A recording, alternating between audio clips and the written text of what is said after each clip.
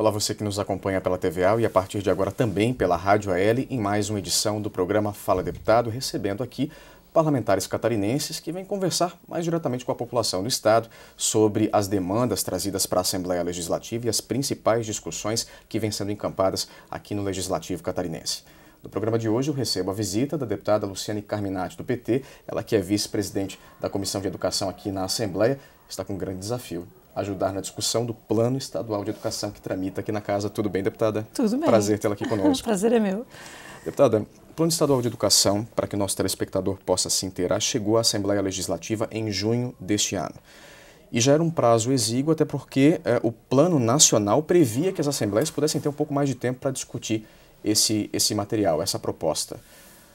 De lá para cá, a Assembleia encampou essa discussão. Como é que ela tem sido tratada?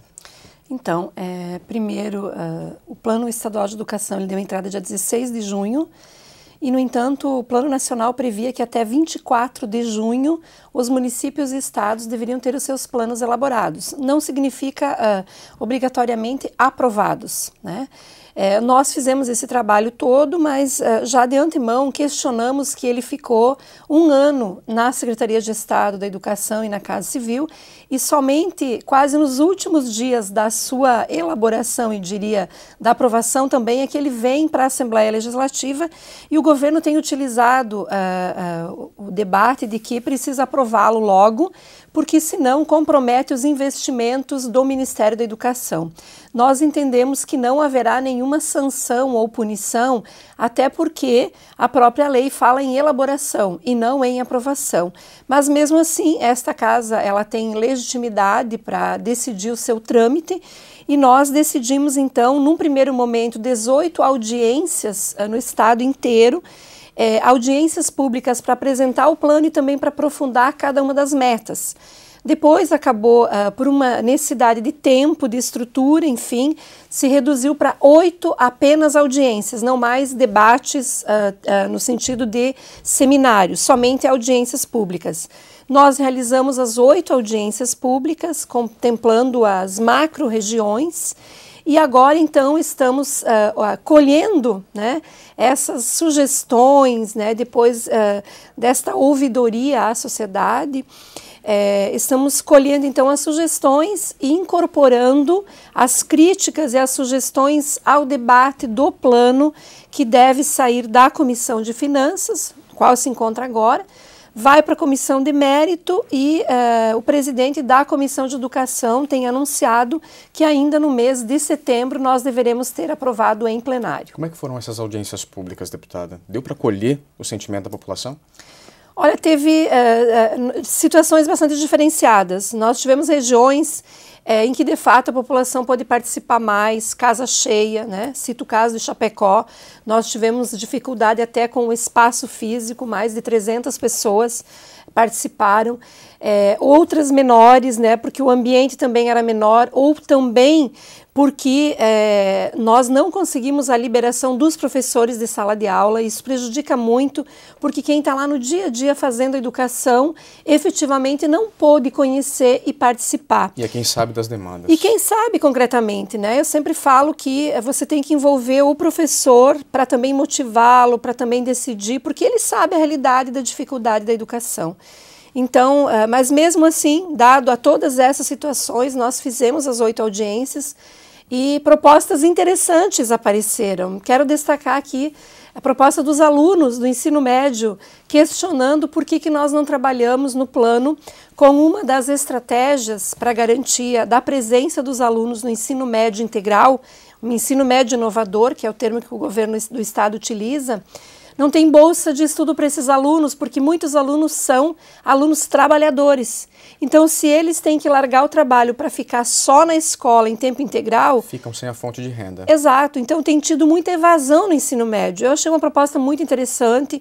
Já transformamos esta proposta em estratégia, em emenda aditiva ao plano, assim como o debate da educação especial veio muito forte por parte das APAES, a preocupação com a valorização do magistério, gestão democrática. O Sindicato dos Trabalhadores em Educação trouxe esta demanda com muita força e nós também acolhemos, assim como a preocupação com o número de ACTs, que ainda é muito grande, né? Para que a população entenda, são os professores contratados e não os concursados, né?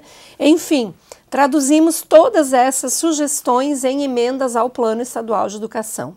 Agora, vale deixar claro para o nosso telespectador que a gente está falando de um plano que prevê 19 grandes ações a serem desenvolvidas ao longo de 10 anos, ou seja, ele vale para 2024, né? A gente está falando de um prazo muito maior de existência dessa programação no atendimento das demandas da população, né? Da população estudantil de uma forma geral. Mas ele veio com uma nuance que a senhora considera pouco ousada para Santa Catarina, é isso mesmo? Exato, porque veja bem, só fazendo uma correção, 2024 Plano Nacional. Uhum. Como o de Santa Catarina será aprovado agora 2015, vale para 10 anos, eu diria que até 2025 pelo menos. Então nós teremos aí alguns meses de diferença, né? Mas aonde está a crítica que eu faço na ousadia? Se nós olharmos todos os indicadores que o próprio Ministério da Educação ou o INEP, que é o Instituto Nacional de Avaliação da Educação no país, esses dados apontam que nós temos estados como Alagoas, Maranhão, Piauí, que têm indicadores de educação hoje muito aquém do nosso estado. Vou dar um exemplo bem concreto. Quando nós trabalhamos com o número de escolaridade da população, a média desses estados é 5 anos. Santa Catarina tem, em média, de quase 8 anos. Então, eu diria o seguinte, alguns indicadores nós estamos bem à frente. Quando o Plano Nacional foi aprovado, ele prevê as metas para a nação brasileira. Então, para quem tem uma meta baixa, chegar, por exemplo, à educação infantil, a meta de 0 a 3 anos, atendimento das crianças de 0 a 3 anos, no final da década, então 2024, nós teremos que chegar a 50% no Brasil. Todas as crianças de 0 a 3, no mínimo a metade delas em creche. Santa Catarina já tem hoje 38,5%. Então, se nós fizermos essa conta, só pela lei da gravidade, ficar sentadinho esperando, naturalmente nós vamos ampliar 1% ao ano. O Estado não se desafia. O Estado não tem desafio. Então, a minha leitura é que isto serve para alguns estados, essa meta. Mas para nós de Santa Catarina, as metas podem ser mais ousadas, porque nós estruturamos alguns níveis, modalidades da educação que já avançou mais. Não significa que não tenhamos problemas, mas as metas é justamente para a gente ser ousado, caminhar, perseguir essas metas, ser provocados a garantir a meta. Então eu entendo que em todas as 19 metas que foram apresentadas pelo governo do estado, através da discussão do Fórum Estadual de Educação, na grande maioria delas nós podemos ousar ainda mais nos percentuais. Até para que o Estado se desafie, os parlamentares que analisam esse projeto já apresentaram um total de 29 emendas até o momento. Dessas, 25 são de sua autoria. Quais a gente poderia destacar, deputada? E não para por aí, hein? Eu já estou avisando que tem mais metas que apresentaremos na Comissão de Mérito, que é a Comissão de Educação. Porque nem chegou, está na Comissão de Finanças ainda. Ainda na Finanças, né? Mas nós apresentamos as 25 metas porque muitas delas não foram acolhidas no texto original enviado pelo governo. Eu destaco a limitação em 10% de ACTs, né? Professores contratados. Com isso nós teremos que ter concurso público a cada 2 anos, como prevê a lei hoje, mas efetivar concretamente. A gestão democrática da educação, o próprio Plano Nacional prevê que tenhamos uma lei própria em cada estado e município para que os diretores não sejam cargos dos deputados ou dos partidos, mas que sejam pessoas escolhidas com projeto pedagógico diretamente pela comunidade escolar. Então esta é outra emenda que eu apresentei. E uma outra emenda que eu vou me dedicar muito a isso, e talvez seja a central de todas elas, que é a emenda que trata dos recursos do pré-sal que Santa Catarina começa a receber. Eu tenho um projeto de lei, inclusive, tramitando nesta casa, já conversei com o secretário Deschamps, o sindicato apoia a nossa emenda e tem um apelo social, que é o seguinte: nós temos que resolver definitivamente o problema da carreira do professor. Temos que ter uma carreira descompactada, motivadora, que valorize o professor com um salário mais decente. Para isso, o nosso projeto e a nossa emenda no plano estadual prevê todo o dinheiro que Santa Catarina receber do pré-sal vai para uma conta separada, não mistura com os outros investimentos e as outras receitas, somente pode ser utilizada para carreira e remuneração. O que a lei nacional diz é que tem que ser investido em educação, mas ela não determina. Então, eu quero determinar. Eu acho que se a gente garantir a utilização adequada deste recurso, nós vamos ter um plano estadual de educação com 10 anos que vai visualizar uma carreira, eu diria, motivadora e mais decente e justa para o magistério. Nesse caso, seria um recurso carimbado, apenas para essa finalidade. Carimbado. O recurso, então, ele já está sendo depositado numa conta, né? O governo federal abriu, nós já temos uma conta de 5,7 milhões sendo depositados, bilhões, permita. No entanto, esse dinheiro ainda não está sendo transferido porque há um debate da fórmula de cálculo da transferência.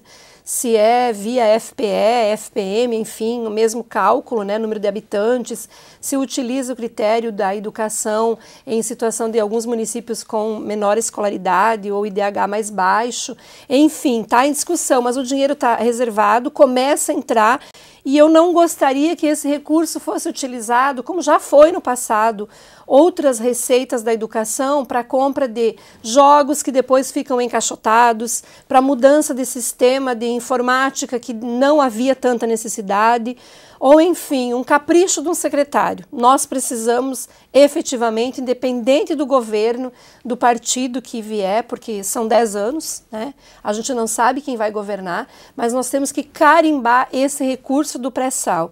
E eu acho que Santa Catarina tem uma dívida enorme com a remuneração dos nossos professores. Deputada, a senhora apresentou as 25 emendas e ainda devem surgir outras sugestões a partir do momento em que a matéria efetivamente estiver em tramitação na Comissão de Mérito, que é a Comissão de Educação. Já existe prazo para isso, porque nós tivemos uma postergação dessa discussão na Comissão de Finanças, então deve demorar um pouco mais para chegar na Comissão de Educação. Então, inicialmente, até o dia 25 de agosto, nós teríamos o prazo de encerramento das emendas. No entanto, na Comissão de Finanças, o relatório não foi aprovado ainda, o que impede de ir para o plenário com data do dia 1º e dia 2 de setembro, que era a data inicial prevista para votação. Então, é importante dizer, o plano continua ainda na Comissão de Finanças. Eu acredito que na próxima quarta-feira ele deve ser aprovado na Comissão de Finanças e, posteriormente, vai para a última comissão, que é a Comissão de Mérito, que é a Comissão de Educação, Cultura e Desporto. Indo para a Comissão de Mérito, eu não vejo como na semana que vem ser aprovado. É impossível esse calendário. Então, eu diria que, no máximo, a gente consiga, aliás, no mínimo, nós consigamos aprová-lo em data da semana do dia 14, dia 15. Mas o mais provável é que fique para a semana do dia 22 a votação em plenário. A votação final do projeto? Final do projeto em plenário. Deputada, a senhora deve negociar a relatoria desse projeto, considerando que a senhora é professora e tem se envolvido tão intensamente com essa discussão? Eu já estou tentando a relatoria há muito tempo, né? Tenho um apoio, eu diria que da maioria dos deputados, mas essa é uma decisão que cabe ao presidente, né? E eu espero que o presidente tenha sensibilidade com relação a isso, porque eu não só me dedico a esse tema, mas eu sou da área da educação, né? Você mesmo disse, pedagoga, especialista em educação especial, e é uma área que eu tenho me dedicado muito, então eu acho que nós não podemos brincar com a educação. O que nós vamos aprovar agora é a educação para 10 anos em Santa Catarina. Nós não vamos decidir só um projeto de lei para o ano que vem ou para esse ano. tem consequência para os próximos 10 anos. Então, nós precisamos ter parlamentares que se dedicam, que estudam as matérias, que pesquisam o que o governo está apontando, que cada emenda que chega para nós, a gente possa dialogar com o próprio governo, mas com as entidades representativas.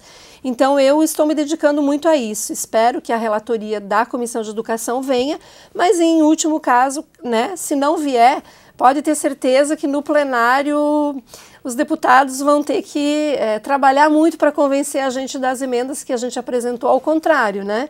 Porque eu vou fazer a defesa de todas as emendas. Como eu falei, são emendas que têm sentido e têm pertinência, né? E não só porque vieram como sugestões, mas porque a gente trabalha na área, então a gente conhece a realidade. E eu sempre falo o seguinte, quando tratam da saúde, da segurança, eu tenho que estudar muito para me entender o assunto. Mas eu cuido muito como que eu trabalho isso, porque não são matérias da minha alçada. A mesma coisa a educação. Eu penso que os 40 parlamentares têm que ter muito respeito por quem é da área, porque obviamente que conhece o chão da escola. Então, nós vamos fazer o debate com muito respeito a todos, né?